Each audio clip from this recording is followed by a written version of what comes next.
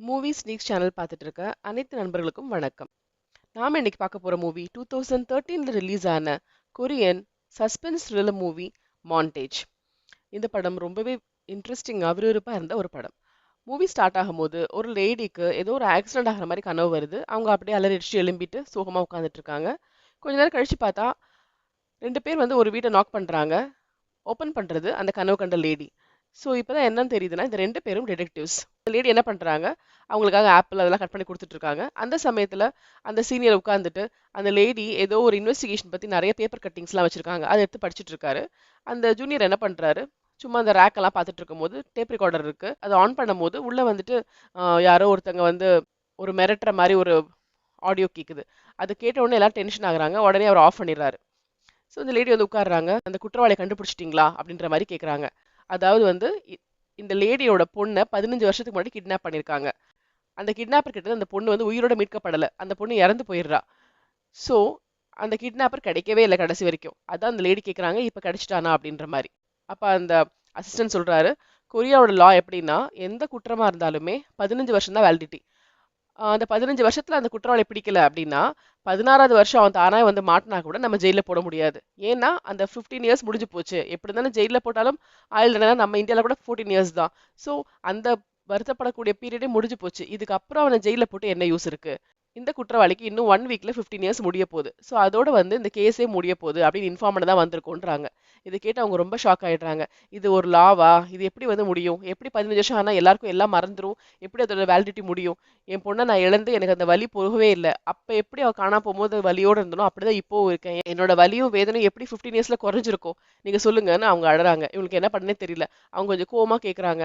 And அவங்க வேற வழி இல்லாம வெளியே போகும்போது அந்த சீனியர் இன்வெஸ்டிகேட்டரை பார்த்து அந்த லேடி சொல்றாங்க, நீங்க ப்ராமிஸ் பண்ணீங்க, என் பொண்ணு காணாம போகும்போது கண்டுபிடிச்சு தருவேன்னு சொன்னீங்க, அந்த குற்றவாளிய தண்டனை கொடுப்பேன்னு சொன்னீங்க, நீங்க எதுவுமே பண்ணலையேன்ற மாதிரி அவங்க சொல்றாங்க. அவருக்கு ரொம்ப கில்ட்டியா இருக்கு. இந்த லேடி என்ன பண்றாங்க, அந்த பொண்ணை வந்துட்டு ஒரு மரத்து பக்கத்துல தான் புதைச்சிருக்காங்க. ஸோ தன் மகளை புதைச்ச இடத்துல அவங்க போயிட்டு அந்த பொண்ணுக்காக ஷூ மாத்தி வச்சிருக்காங்க. வருஷம் வயசு ஏற ஏற அவங்க ஷூ சைஸ் பெருசு பண்ணி அங்க வைக்கிறாங்க. ஸோ ஒரு ஷூ அங்க வச்சுட்டு பழைய ஷூ எடுத்துக்கிறாங்க. அந்த மரத்தை பார்த்துட்டு அதுதான் தன் பொண்ணு மாதிரி கட்டி பிடிச்சிட்டு அப்படியே வந்து அவங்க பழசெல்லாம் யோசிச்சு பார்த்துட்டு சோகமா இருக்காங்க. சீஃப்க்கு வந்து ரொம்ப கஷ்டமா இருக்கு. அதனால அவர் என்ன பண்றாரு, அந்த கடத்தப்பட்ட பொண்ணு வந்து ஒரு ரோட்ல தான் பிணமா கிடைச்சிருப்பா, அந்த ரோடுக்கு போறாரு. சும்மா அந்த இடத்த பாக்குறாரு. அப்படி பார்த்தா அவருக்கு ஆச்சரியமா இருக்கு. ஏன்னா அங்க ஒருத்தங்க வந்து இறந்து போன அந்த இடத்துல ஒரு சின்ன பொக்கே வச்சுட்டு போயிருக்காங்க. அந்த இறந்து போன இடத்த வந்து அவங்க பேப்பர்ல டிவில டிஸ்க்ளோஸ் பண்ணல. அது அந்த பொண்ணோட அம்மாவுக்கும் இந்த ஆபீசர்ஸ்க்கு மட்டும்தான் தெரியும். அப்ப எப்படி பூ அங்க வச்சிருப்பாங்க. அதனால ஷாக் ஆகி அம்மா கால் பண்றாரு, நீங்க தான் வச்சீங்களா அப்படின்னு. இல்லையே, நாங்க போகவே இல்லையே அப்படின்னு.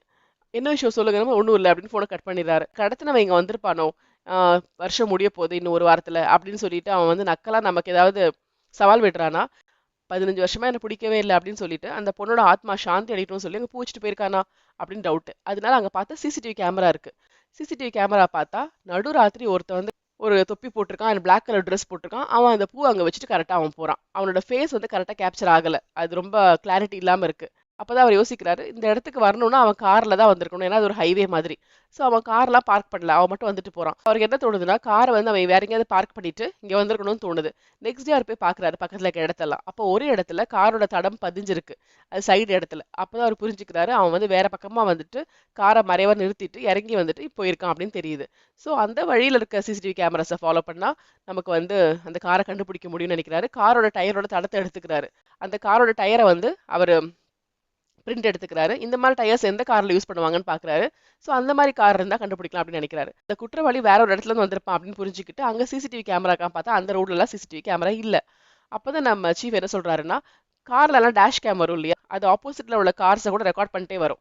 ஸோ அப்படி இருக்கும்போது அந்த நம்பர் பிளேட் மாட்டும் இல்லை அப்படின்னு சொல்லிட்டு டேஷ் கேம் இருக்க மாதிரி கார் ஏதாவது போயிருக்கா அப்படின்ற மாதிரி அந்த டோல்கேட்லாம் அவங்க விசாரிச்சுட்டு பார்த்துட்டு இருக்காங்க. நம்பர்ஸ் வச்சு பாக்குறாங்க. அந்த கார் நம்பர்ஸ் எல்லாம் எடுத்து அது சர்வே மாதிரி பண்ணி ஒவ்வொருத்தருக்கும் ஃபோன் பண்ணி உங்க கார்ல வந்து டேஷ் கேம் இருக்கா அப்படின்னு கேட்டுட்டு இருக்காங்க. கடைசியில லக்கா ஒரு கார்ல இருக்கு. அண்ட் இவங்க என்ன சொல்றாங்கன்னா, எத்தனை மணிக்கு அவன் வந்திருப்பான் அந்த குற்றவாளின்னு பாக்குறாங்க. எந்த டைம்ல வந்து அவன் காரை பார்க் பண்ணிட்டு வந்தா அந்த ஸ்பாட்டுக்கு வந்திருக்க முடியும்னு பார்த்து அந்த பர்டிகுலர் டைம்ல எந்த கார் டிராவல் ஆயிருக்கோ அந்த நம்பர்ஸ் தான் கால் பண்ணிட்டு இருக்காங்க. ஸோ அதுல ஒரு கார்காரங்கிட்ட டேஷ் கேம் இருக்கிறவங்க அவரை போய் பாக்குறாங்க. அந்த ரெக்கார்டிங்ஸ் பாக்குறாங்க. பார்த்தா இவங்க எதிர்பார்த்த மாதிரியே இந்த மாதிரி டயர் உள்ள ஒரு கார் ஆப்போசிட்ல வருது. பட் அன்லக்கியா அந்த கார்ல நம்பர் பிளேட்டே இல்ல. ஆனா அது ஒரு பிளாக் கலர் பெரிய கார். சோ அப்பவே தெரியுது இந்த காரை யூஸ் பண்ணவன் தான் குற்றவாளியா இருக்கணும். சும்மா ஒரு மார்க்கெட் ஏரியால போய் உட்கார்ந்துட்டு இருக்காரு. அப்ப நல்லா மழை பெஞ்சிட்டு இருக்கு. பொண்ணோட அம்மா அவங்களும் என்ன பண்றாங்க, அந்த மார்க்கெட் ஏரியால தான் இருக்காங்க. அவங்க இந்த சீஃப் பாக்குறாங்க. அப்படியே வந்துட்டு இவர் எதுக்கு இங்க இருக்காரு அப்படி பார்த்து யோசிச்சுட்டு இருக்காங்க. அந்த சமயத்துல பார்த்தா சீஃப் வந்துட்டு ஒரு காரை பாக்குறாரு. அந்த கார் அவர் அந்த டேஷ் கேம்ல பார்த்த மாதிரி அதே மாதிரி கார். அவர் அந்த டயர் பேப்பர் எடுத்து செக் பண்றாரு. பார்த்தா டயர்ஸ் மேட்சிங் ஆகுது. அப்ப அந்த கார்ல ஏதாவது இன்ஃபர்மேஷன் இருக்கா அப்படின்னு பார்த்து காரோட ஃப்ரண்ட் பார்ட்ல ஒரு சின்ன லேபிள் இருக்கு.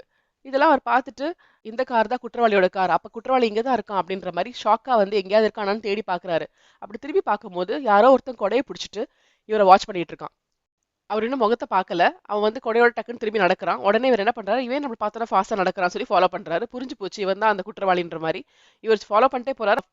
அந்த கொடை வச்சிருக்கவனும் ஃபாஸ்டா நடந்துட்டே போறான். கடைசியில எங்க போனான்னு பார்த்தா ஒரு ஹோட்டல்ல உட்காந்துட்டு இருக்கான். அங்கேயும் என்ன பண்றான், ஃபேஸை மறைக்கிறதுக்காக நியூஸ் பேப்பர் எடுத்து படிக்கிற மாதிரி முகத்தை மறைச்சிட்டான். கொடை சைடுல இருக்கு. அதை பார்த்தோன்னா நம்ம சீஃப் வந்து மெதுவா போயிட்டு அவனை வந்து பார்க்கணும் அப்படின்னு நினைச்சிட்டே போறாங்க. அந்த நேரத்துல வந்து அசிஸ்டன்ட் வந்து கத்துறாரு. உடனே அசிஸ்டன்ட் கிட்ட ஆக்ஷன் பண்ணி இவன் தான் அப்படின்ற மாதிரி கண்ணிலே ஆக்ஷன் பண்றாரு. மெதுவா வராங்க. ஆனா அந்த ஆளுக்கு தெரிஞ்சு போச்சு, நம்ம பக்கத்துல வராங்க தெரிஞ்சு போச்சு. அப்போ அந்த வெயிட்ரஸ் லேடி யாருக்கோ ஃபுட் கொடுக்கறதுக்காக வந்துட்டு இருக்கா. அவளை அப்படியே பிடிச்சி தள்ளி விட்டு ஓடிடுறாரு. அந்த சான்ஸை யூஸ் பண்ணி அந்த கொடைக்காரன் ஓடி போயிடுறான். கொடையை மட்டும் விட்டுட்டு போயிட்டான். ஸோ ஃபாஸ்டா அவன் ஓடி போகவும் இவரும் துரத்திட்டே போறாரு. அந்த ஆள் கரெக்டா போயிட்டு அந்த காணாம போன பொண்ணோட அம்மாவை போய் இடிச்சிடுறாரு. அவ கீழே விழுந்துடுறா. என்ன நடக்குது இங்க, இவங்க இவனை துரத்துறாங்கன்னு அவங்க பாத்துட்டு இருக்காங்க. அதுக்குள்ள ஓடி போய் அவன் அந்த கார்ல ஏறிடுறான். நம்ம சீஃப் வந்து பிடிக்கிறதுக்கு ஓடுறாரு. பட் முடியல. கார் ஃபாஸ்டா போயிடுது. ஆனா இப்ப நம்பர் பிளேட் இருக்கு. அவர் அதை மனப்பாடம் பண்ணி வச்சுக்கிறாரு. இந்த லேடி என்ன பண்றாங்க, நைட் வந்து டிடெக்டிவ் பாக்குறாங்க. நீங்க காலை துரத்திட்டு போனீங்களே, எதுக்கு அந்த ஆள் துரத்துறீங்க அப்படிலாம் கேக்குறாங்க. அப்ப அவர் சொல்றாரு, நான் இந்த மாதிரி கடைசியில பார்த்தேன், பூ வச்சதெல்லாம் பார்த்தேன். சோ அந்த ஆள் தான் இவன் நினைக்கிறேன். அவன் குற்றவாளி. அதான் மனசு வருந்தி பூ வச்சிருக்கான் போல. பார்த்தா இந்த நம்பர் பிளேட்டும் ஃபேக்கா இருக்கு. விசாரிச்சு பார்த்தா ஃபேக்குன்னு தெரியுது. அவன் ஒரு கார் எடுத்துட்டு போயிட்டான் அப்படின்னு. அப்போ அவங்க சொல்றாங்க, மேபி இந்த நம்பர் பிளேட் வச்சு நிறைய இடத்துக்கு அவன் போயிருப்பான்ல. அப்போ அவன் இந்த எங்கெங்க போயிருக்கான்னு பார்க்கும்போது அந்த சிசிடிவி கேமரால மாட்டிருக்கோம்ல. அப்போ ஃபேஸ் தெரியும்ல அப்படின்றாங்க. அப்ப அவர் சொல்றாரு, இனிமே எந்த பிரயோஜனம் இல்ல. ஏன்னா வெறும் 2 மணி நேரம் தான் இருக்கு. அதோட அவனோட பீரியட் முடியுது. பிடிச்சாலும் எந்த யூஸும் இல்ல அப்படின்றாரு. இனி எதுவும் பண்ண முடியாது. கேஸை மறந்துருங்க சொல்லிட்டு அவர் போயிடுறாரு. சீஃப் வந்து ஆபீஸ்ல ரொம்ப சோகமா இருக்காரு. அவரை விட ஹையர் அபிஷியல் ஒருத்தர் இருக்காரு. அவர் சொல்றாரு, நீ இதை மறந்துடு. நீ வந்து இதே யோசிச்சுட்டு இருக்காத அப்படின்னு சொல்றாரு. நான் இனிமே இங்க வரமாட்டேன். நான் வந்து லீவ்ல போகணும். எனக்கு பிரேக் வேணும். அப்படியே வந்தாலும் வேற ஏதாவது இடத்துக்கு தான் போயிருந்த தவிர இதே ஆஃபீஸ்க்கு வரமாட்டேன்னு சொல்லிட்டு அந்த ஆள் வந்து தன்னோட ஃபுல்லா வெக்கேட் பண்ணிட்டு வீட்டுக்கு போயிடுறாரு. அப்பதான் நெக்ஸ்ட் நமக்கு என்ன காமிக்கிறாங்கன்னா, ஒரு பையன் ஸ்கூல் முடிச்சு வேன்ல இருந்து வந்து இறங்கிட்டு அவன் வீட்டுக்கு போகணும். அவன் வீட்டுக்கு நிறைய படிக்கட்டுலாம் ஏறி போக வேண்டியது இருக்கு. அப்போ ஒரு ஆள் வந்துட்டு பிளாக் ஷர்ட், பிளாக் பேண்ட், கையில கிளவுஸ் எல்லாம் போட்டு தலையில தொப்பியெல்லாம் போட்டு அவனை பிடிக்கிறதுக்காக ஓடி வராரு. அவன் அப்படியே ஃபாஸ்டா ஓடி போயிடுறான். அவனுக்கு தெரிஞ்சு போச்சு யாரோ துரத்துறாங்கன்னு. அவங்க அம்மா கிட்ட கத்திட ஓட அவங்க அம்மா வந்துடுறாங்க. ஸோ அம்மாவும் வரவும் இந்த ஆள் வந்து கிட்னாப்பிங் பிளானை விட்டுட்டு ஃபாஸ்டா ஓடி போயிடுறான். அவன் யாருன்னே யாருக்கும் தெரியல. அதுக்கப்புறம் நமக்கு ஒன்று காமிக்கிறாங்க. ஒரு தாத்தாவும் அவங்க பேர குழந்தையும் இருக்கு. பேர குழந்தை பேரு போமாச். ஸோ அவங்கள கூட்டிட்டு வந்து அந்த தாத்தா என்ன பண்றாரு, பார்க்ல ஊஞ்சல்ல விளையாட வைக்கிறாரு. அந்த சமயத்துல அவருக்கு ஒரு கால் வருது. கால் வந்தோன்னே அவர் என்ன பண்றாரு, நீ இங்கேயே இருன்னு சொல்லிட்டு வீட்டுக்கு போறாரு. கால் எடுக்கலான்னு போறாரு லேண்ட்லைன்ல. அது எடுக்க போறதுல கட் ஆயிடுது. சரி ஓகே வெளியே போலாம் அப்படின்னு பாக்குறாரு. திருப்பி கால் வருது. திரும்பவும் போயிட்டு எடுக்கலான்னு போறாரு. கட் ஆயிடுது. இப்படி கட் ஆகி கால் ஒரு 3 தடவை வருது. அவர் நொந்து போயிடுறாரு. அப்புறம் ஒரு தடவை கால் வருது. ஓடி போய் எடுத்து ஹலோ அப்படின்றாங்க. அங்க இருந்து ரெஸ்பான்ஸே இல்ல. என்ன இப்படி இருக்கேன்னு யோசிச்சுட்டு பார்த்தா சின்ன குழந்தை ஏதோ கத்துற மாதிரி இருக்கு. அம்மான்னு கத்துற மாதிரி. நம்ம குழந்தைக்கு என்னாச்சுன்னு பாக்குறாரு. குழந்தைய காணோம். அப்பதான் அலறி அடிச்சு பாக்குறாரு. பார்க்ல குழந்தை இல்ல. இந்த குழந்தை கிட்னாப் பண்ணப்பட்டிருக்குன்னு அப்பதான் தெரியுது. உடனே போலீஸ்க்கு இன்ஃபார்ம் பண்றாங்க. இப்ப வேற ஒரு டீம் அந்த வீட்டுக்கு வருது. வரப்போற கால்ஸ் எல்லாம் ரெக்கார்ட் பண்றதுக்காக எல்லாத்தையும் வச்சிருக்காங்க. தாத்தா அந்த பார்க்ல இருக்காரு. அங்க வந்து அவருக்கு ஒரு செல்போன் கிடைக்குது ஒரு கவர்ல. அதுல ஃபோன் வருது. அவர் எடுத்து பேசுறாரு. பார்த்தா அந்த குற்றவாளி தான் ஃபோன் பண்றான். அப்ப தாத்தா வந்து இங்க இருந்து ஆக்ஷன் பண்றாரு. அந்த மானிட்டர்ல இங்க பாருங்க எனக்கு ஃபோன் வந்திருக்குன்னு. இவங்க எல்லாம் என்ன பண்றாங்க, டிஸ்கஸ் பண்ணிட்டு இருக்காங்க அந்த போலீஸ் டீம் எல்லாம். எப்படி வந்து குற்றவாளி பிடிக்கணும் அப்படின்ற மாதிரி. பட் இங்க வந்து இன்ஃபர்மேஷன் வருது. போலீஸ்க்குலாம் இன்ஃபார்ம் பண்ணக்கூடாது. நான் சொல்ற இடத்துக்கு நீ வந்து பணத்தை கொடுக்கணும். நான் திரும்ப உனக்கு கால் பண்ணுவேன் அப்படின்ற மாதிரி. ஸோ இந்த பக்கம் இந்த கேஸ் போயிட்டு இருக்கும்போது இன்னொரு பக்கம் அந்த இறந்து போன பொண்ணோட அம்மா இருக்காங்க இல்லையா, அவங்க தனி இன்வெஸ்டிகேஷன் ஆரம்பிக்கிறாங்க. அதாவது நேத்திக்கு வந்து அந்த ஆள் ஒரு ஹோட்டல்ல உட்காந்துட்டு அங்க எஸ்கேப் ஆயிருப்பான்ல, அங்க வந்து பேசுறாங்க. நேத்திக்கு என்ன நடந்தது, ஒரு ஆள் உங்க ஹோட்டலுக்கு வந்தானே என்ன விஷயம்னு கேட்கும்போது அந்த ஓனர் சொல்றாரு, ஒரு லூஸ் அவன் என் ஒய்ஃபை தள்ளி விட்டு ஓடிட்டான், பாவம் என் பொண்டாட்டி கீழே விழுந்துட்டாங்க அப்படின்ற மாதிரி. அவரை பத்தி ஏதாவது தெரியுமா, ஃபேஸை பாத்தீங்கன்னா, ஃபேஸ் எல்லாம் யார் பார்த்தா, நியூஸ் பேப்பர் படிச்சிட்டு இருந்தான், முகத்தை பார்க்கவே இல்லை, என் ஒய்ஃபும் வந்து அவன் முகத்தை பார்க்கல அப்படின்னு. இந்த டேபிள்ல உட்காந்தான் ஒரு டேபிள காட்டுறாங்க. அங்க பார்த்தா ஒரு குடை இருக்கு. இந்த குடை அவனோட தான் வச்சுட்டு போயிட்டான் அப்படின்னு. அந்த குடையை ஓபன் பண்ணி பார்த்தா அதுல ஒரு பேங்கோட பேர் இருக்கு. இதை பார்த்தோம் நம்ம ஹீரோயினுக்கு ரொம்ப சந்தோஷமாயிடுது. அவங்க உடனே அந்த கொடையை எடுத்துட்டு பேங்க்குக்கு போறாங்க. அங்க போய் விசாரிக்கிறாங்க. இது வந்து உங்க பேங்கோட தானே, நீங்க யார் கொடுத்துருக்கீங்க அப்படின்னு. ஒரு எம்ப்ளாயி சொல்றாங்க, எங்களோட பெஸ்ட் கஸ்டமர்ஸ்க்கு நாங்க கொடுத்துருக்கோம் அப்படின்னு. அப்படியா, அந்த லிஸ்ட் இருக்கான்னு. நீங்க அப்படின்னு கேட்கும்போது, உங்களுக்கு எப்போ ஆஃபீஸ் முடியும், உங்ககிட்ட கொஞ்சம் பேசணும்னு இந்த லேடி சொல்றாங்க. இந்த சமயத்துல அந்த கிட்னாப்பர் இப்போ ஒரு பொண்ணை கிட்னாப் பண்ணிருக்கான் இல்லையா, அந்த அம்மாக்கு ஃபோன் வருது. உங்க பொண்ணை வந்துட்டு உயிரோட பார்க்கணும்னா எனக்கு $50,000 வேணும், கேஷ்ல வேணும், ரெடி பண்ணி வை அப்படின்ன மாதிரி. அப்ப போலீஸ் எல்லாம் எழுதி காட்டுறாங்க, என் பொண்ணு உயிரோட இருக்கான்றதுக்கு ப்ரூஃப் கொடுங்க அப்படின்ற மாதிரி. இந்த பொண்ணும் கேட்கறா. அப்படி கேட்கும்போது நீ போலீஸை கூப்பிட்டிருக்கியா? நான் போலீஸ் எல்லாம் கூப்பிடவே இல்லை அப்படின்னு. அவன் என்ன பண்றான், காலை கட் பண்றான். லொகேஷன் கிடைச்சான்னு பாக்குறாங்க. அப்ப லொகேஷன் கிடைக்கல. அப்ப அந்த அம்மா வந்து மயக்கம் போட்டு விழுந்துடுறாங்க. அப்பதான் பார்த்தா அந்த அம்மாக்கு நெஞ்சில ஒரு பெரிய தழும்பு இருக்கு. அவங்க வந்து பைபாஸ் சர்ஜரி பண்ணிருக்காங்க அப்படின்றது தெரியுது. சரி, பார்க்ல இருக்க அவங்க அப்பாவை கூட்டிட்டு வாங்கன்றாங்க. போய் பார்த்தா அந்த பார்க்ல அந்த அப்பாவை காணோம். அவரை செல்போன் கிடைச்சது இல்ல. அந்த கிட்னாப்பர் அவருக்கு இன்ஸ்ட்ரக்ஷன் கொடுத்து தனியா வர வச்சுட்டா, அவர் அங்க இல்லவே இல்ல. அப்ப திரும்பவும் கால் வருது. இப்ப கால் வரும்போது அழகா கண்டுபிடிச்சிடுறாங்க எந்த இடம்னு. அது வந்து ஒரு பார்க்கு. அங்க இருக்க டெலிஃபோன் பூத்ல இருந்து கால் வந்திருக்கு. ஆனா அந்த பார்க் வந்து எல்லாரும் ஈஸியா போற மாதிரி பார்க் இல்ல. கொஞ்சம் அலூஃபா இருக்கு பார்க். அங்க சிசிடிவி கேமரா அந்த மாதிரி எதுவுமே இல்ல. அங்க போய் பார்க்கறாங்க. இந்த அப்பா இருக்கார் இல்லையா, அவர் யூஸ் பண்ற சிகரெட் பட் அங்க கிடைக்குது. அத எடுத்து வச்சுக்கிறாங்க. மத்தபடி எதுவுமே இல்ல. அந்த ஃபோன் ரிசீவர்ல எங்கேயுமே ஃபிங்கர் பிரிண்டே இல்ல. அப்ப இந்த டீம் என்ன சொல்றாங்கன்னா, இதே மாதிரி வேற ஏதாவது கேஸ் இருக்கா அப்படின்றத பாருங்க. சம்டைம்ஸ் சீரியல் கில்லர்ஸ் கூட இருக்கலாம். ஒரு தப்பு பண்ணவன் திரும்ப அதையே பண்ணலாம். சோ இந்த கிட்னாப்பர் கூட முன்னாடியே ஏதாவது பண்ணிருக்கலாம். சோ அந்த மாதிரி ஏதாவது பழைய ஹிஸ்டரி நம்ம கேஸ் மாதிரி இருக்கான்னு ஆராய்ச்சி பண்ணுங்கன்றாங்க. இந்த ஹீரோயின் இருக்காங்க இல்லையா, அவங்க அந்த பேங்க் எம்ப்ளாயை மீட் பண்றாங்க ஒரு ஹோட்டல்ல. அண்ட் இந்த பேங்க் எம்ப்ளாயி யார் யார் பெஸ்ட் கஸ்டமர்ஸ் அவார்டு வாங்கியிருக்காங்கன்னு அந்த லிஸ்ட்டை கொடுக்குறாங்க. இதெல்லாம் நான் பண்ணக்கூடாது அப்படின்ற மாதிரி சொல்றாங்க. எனக்கு வெளியே வராது, கவலைப்படாதீங்க அப்படின்னு சொல்லி ஒரு பெரிய அமௌண்ட்டை நம்ம ஹீரோயின் கொடுக்குறாங்க. இப்ப இந்த போலீஸ் ஆஃபீஸர்ஸ்லாம் அந்த கடத்தப்பட்ட பொண்ணோட அம்மா இருக்காங்க இல்லையா, அவங்க கிட்ட சொல்றாங்க, திரும்ப கால் வரும், நீங்க பயப்படக்கூடாது. அவங்க என்ன பேசினாலும் அவங்க கிட்ட ரொம்ப நேரம் பேசணும். அண்ட் பொறுமையா பேசுங்கன்ற மாதிரி சொல்லிட்டு இருக்காங்க. அந்த சமயத்துல கால் வருது. இந்த அம்மா பேசுறாங்க, இன்னும் உயிரோடு இருக்கிறதுக்கான ப்ரூஃப் கேட்டிருந்தல்ல, இப்போ ஒரு குப்பை வண்டி வரும். அந்த குப்பை வண்டியில ஒரு கவர் இருக்கும், அதுக்குள்ள நீ பாரு அப்படின்ற மாதிரி சொல்றாங்க. அடுத்த கொஸ்டின் கேட்கறதுக்கு போலீஸ் சொல்லிட்டு இருக்காங்க. ஆனா இந்த லேடி உடனே போனை கட் பண்ணிட்டு ஓடி போறாங்க. இப்போ பிளாஷ்பேக் மாதிரி வேற காட்டுறாங்க. அதாவது நம்ம ஹீரோயின் வந்து 15 இயர்ஸ்க்கு முன்னாடி ஓடி போயிருக்காங்க. இதே மாதிரி நடந்திருக்கு அந்த கேஸ். அவங்க வீட்ல அவங்க ஓடி வந்து குப்பை லாரியை நிறுத்தியிருக்காங்க. அதுக்குள்ள ஏறி அவங்க தேடிக்கிட்டே இருக்காங்க. அப்படி தேடும் போது ஒரு பாக்ஸ்ல ஒரு போட்டோ கிடைக்குது. அந்த போட்டோல அவங்க பொண்ணு நிக்கிற போட்டோ இருக்கு. சோ அவங்க பொண்ணை எங்கேயோ நிக்க வச்சு குற்றவாளி போட்டோ எடுத்திருக்கான் அப்படின்றது தெரியுது. இந்த பிளாஷ்பேக்கை காமிச்சு முடிக்கவும் நம்ம போலீஸ் ஆஃபீஸர்ஸ் இருக்காங்கல்ல, இப்ப கடத்தப்பட்ட வீட்ல இருக்காங்கல்ல, அவங்களுக்கு ஒரு இன்ஃபர்மேஷன் வருது. 15 இயர்ஸ்க்கு முன்னாடி இதே மாதிரி கேஸ் நடந்திருக்கு. ஒரு பொண்ணு கடத்தப்பட்டிருக்கா.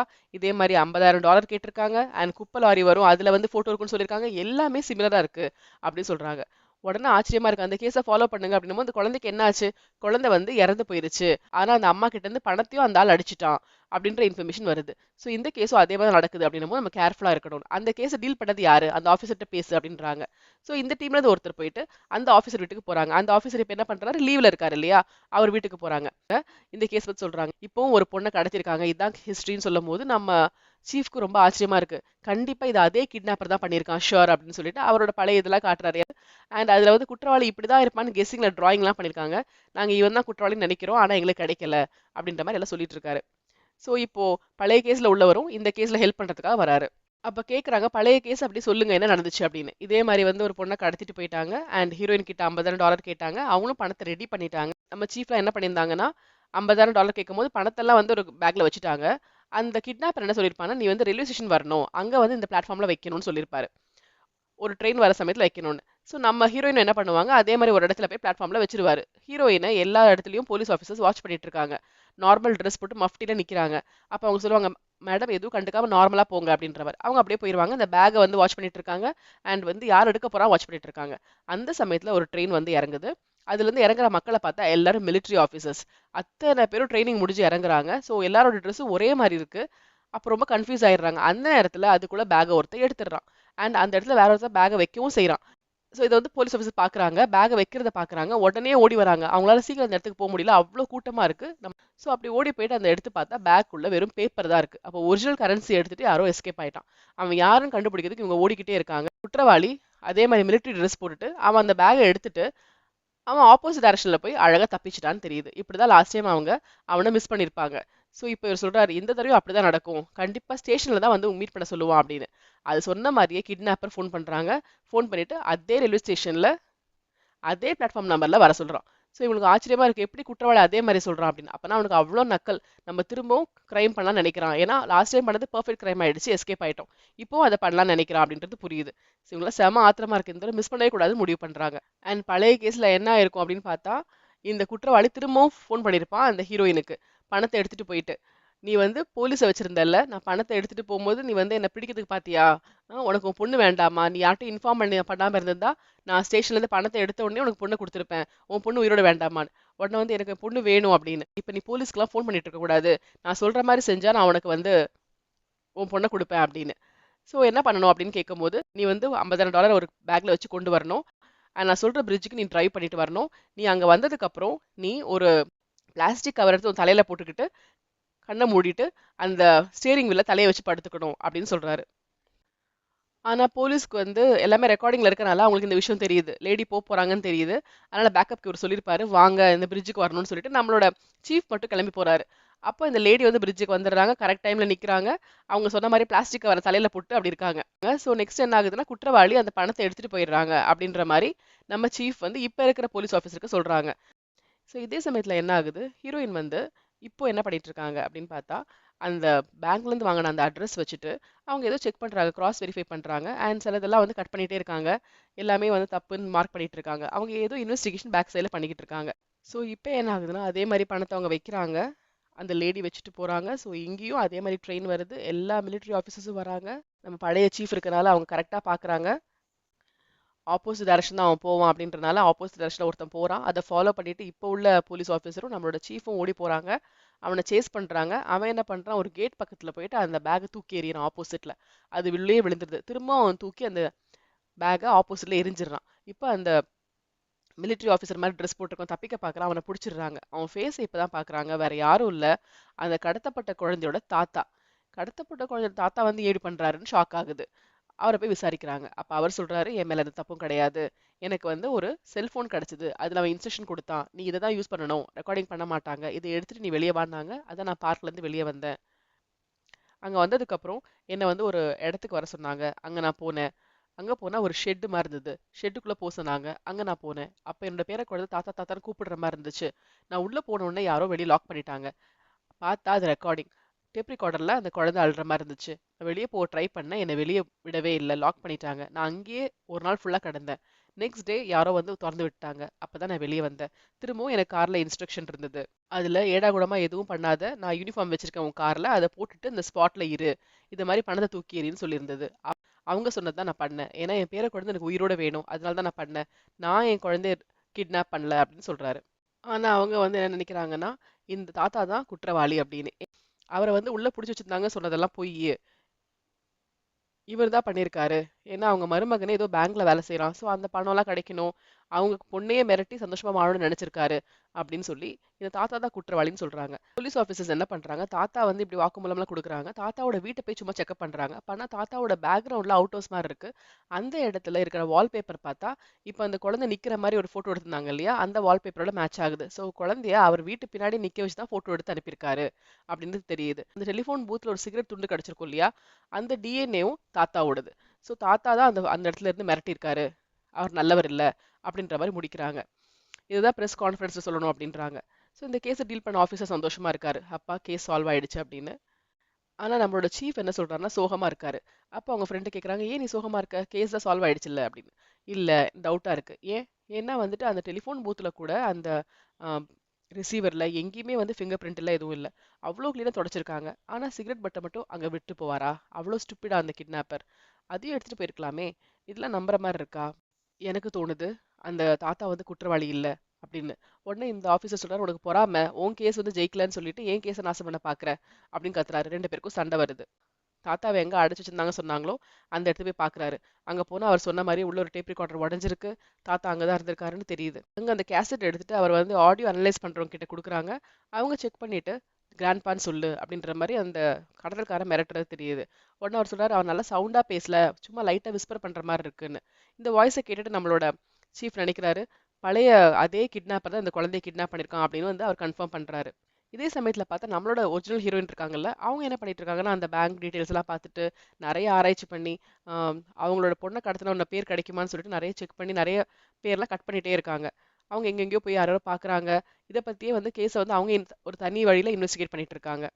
போலீஸ் வந்து தாத்தா தான் குற்றவாளி சொல்லிட்டு பிரஸ் மீட்ல அறிவிச்சிடுறாங்க. அவரை ஜெயில போடுறாங்க. இனிமே தான் வந்து கேஸ் நடக்க போகுது. நம்மளோட சீஃப்க்கு என்ன கிடைக்குதுன்னா, இப்ப அந்த பொண்ணை கடத்துனாங்க இல்லையா, அப்ப அந்த குற்றவாளி வந்து பணத்தை எங்க கொண்டு வரணும், எந்த ஸ்டேஷன் கொண்டு வரணும் சொன்னா அந்த கேசட் கிடைக்குது. அந்த கேஸ்ட் அவர் கேட்டா ரொம்ப ரொம்ப தெரிஞ்ச வாய்ஸ் மாதிரி இருக்கு. ஏன்னா இவர் ஆல்ரெடி 15 இயர்ஸ்க்கு முன்னாடி கேட்ட அதே ஆள் தானே பேசுறான் இப்போவும். ஆனா அப்ப என்ன சொன்னாலும் அதுதான் பேசியிருக்கான். அவருக்கு என்னமோ இதுல வந்து கொஞ்சம் டிஃபரன்ஸ் இருக்க மாதிரி தெரியுது. போயிட்டு அந்த ஆடியோ லிஸ்ட்ல கேக்குறாங்க. அப்போ அந்த ஆள் என்ன பண்றான், போட்டு பார்த்துட்டு ஒண்ணு கண்டுபிடிக்கிறான். இந்த கேசட் வந்து ஆடியோ ரெக்கார்ட் ஆயிருக்கு. ஆனா அந்த ஆடியோல எப்படி இருக்குன்னா, அங்கங்க தேஞ்சு போன மாதிரி ஒரு வாய்ஸ் கம்மியாகுது. ஏன்னா இது வந்து இப்போ உள்ள ஆடியோ கிடையாது. ரொம்ப பழைய கேசட் யூஸ் பண்ணியிருக்காங்க.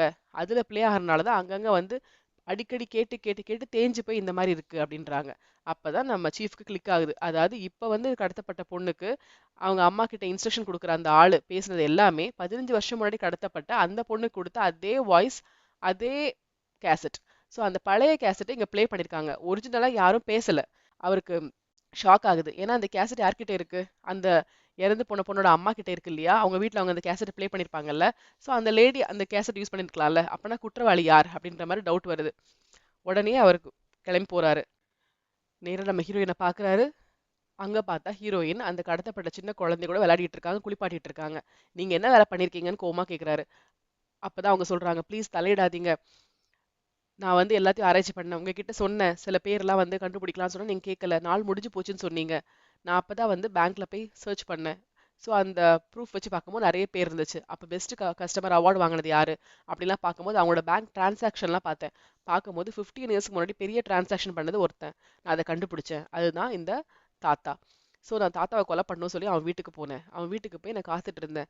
அவனை குத்தி கொலை பண்ணணும்னு நினைச்சிட்டு இருந்தேன். அங்க எனக்கு இன்னும் ப்ரூஃப் கிடைச்சது. அதாவது ஒரு கேலண்டர்ல அவன் எழுதி வச்சிருக்கான் எந்த நாளோட அவனுக்கு 15 வருஷம் முடியுதுன்றது. அதை பார்த்தோன்னே செம கோவம் எனக்கு வந்துச்சு. அவன் அங்கதான் இருந்தான். பெரிய கத்தி எடுத்து குத்தலான்னு வந்தேன். அப்பதான் அவனோட பொண்ணு, மருமகன், குழந்தை எல்லாம் வந்துச்சு. அவன் கொஞ்சிட்டு இருக்கதை பார்த்தேன். எனக்கு ஏற்பட்ட வேதனை அவனுக்கும் ஏற்படணும் முடிவு பண்ணேன். அந்த குட்டி குழந்தை நான் தான் கிட்னாப் பண்ணேன். அண்ட் அந்த வீட்டு பின்னாடி வச்சு நான் தான் ஃபோட்டோ எடுத்தேன். ஸோ அந்த தாத்தா வந்து இதில் மாட்ட வைக்கணும் அப்படின்னு முடிவு பண்ணி எல்லாத்தையுமே பிளான் பண்ணேன். ஸோ அந்த ஆள் வந்து இன்ஸ்ட்ரக்ஷன் கொடுத்து நான் தான் தனி இடத்துக்கு போக வச்சேன், லாக் பண்ணேன். அண்ட் அவனோட சிகரெட் பட்டன் நான் தான் அங்கே போட்டு வந்தேன், மற்றெல்லாம் தொடச்சிட்டேன். ஸோ இந்த மாதிரி பிளான் பண்ணி அவனை உள்ளே இருக்க வச்சேன். ஸோ அந்த கதை எப்படி மாறுச்சுன்னா, தாத்தா தான் கடத்தினான்ற மாதிரி மாறணும்னு நினச்சேன். அதே மாதிரி இப்போ மாறுச்சு. ஸோ இப்போ வந்து அவனை ஜெயிலில் போட்டிருக்காங்க. என் குழந்தைய வந்து கடத்தினதுக்கு அவனுக்கு தண்டனை கிடைக்கல. ஆனா இப்போ இந்த குழந்தைய கடத்திருக்கான்னு தண்டனை கிடைக்கணும். அது வரைக்கும் தயவு செஞ்சு நீங்க வந்து இந்த குழந்தைய ஒப்படைச்சிடாதீங்க. நான் அந்த குழந்தைய வச்சுக்கிறேன். இந்த கேஸ் முடியட்டும். அவன் மாட்டட்டும். அதுக்கப்புறம் நான் தரேன் அப்படின்ட்டு. ஃப்ளாஷ்பேக் காட்டுறாங்க. நம்ம ஹீரோயினோட குழந்தைய தாத்தா தான் கடத்திருக்காரு. ஏன் கடத்தினாருன்னா, அவரோட பொண்ணுக்கு வந்து ஹார்ட்ல சர்ஜரி பண்ணணும். ஹார்ட் டிரான்ஸ்பிளான்ட் பண்ணணும். அதுக்கு பெரிய அமௌண்ட் தேவைப்படுது. அதனால அவர் என்ன பண்ணாரு, கிட்னாப் பண்ணி அந்த காசுல நம்ம பொண்ணுக்கு ஆபரேஷன் பண்ணலாம் நினைச்சாரு. ஸோ அவர் தான் அந்த குட்டி பையனை கடத்த போனது. அப்ப அந்த பையன் எஸ்கேப் ஆயிட்டான். அதுக்கப்புறம் இவங்களோட பொண்ணை கடத்திட்டு போயிட்டான். கடத்திட்டு போயிட்டு அவன் மிரட்டினான். ஸோ இந்த ஹிஸ்டரி ஃபிளாஷ்பேக் எல்லாம் இப்படிதான் வருது.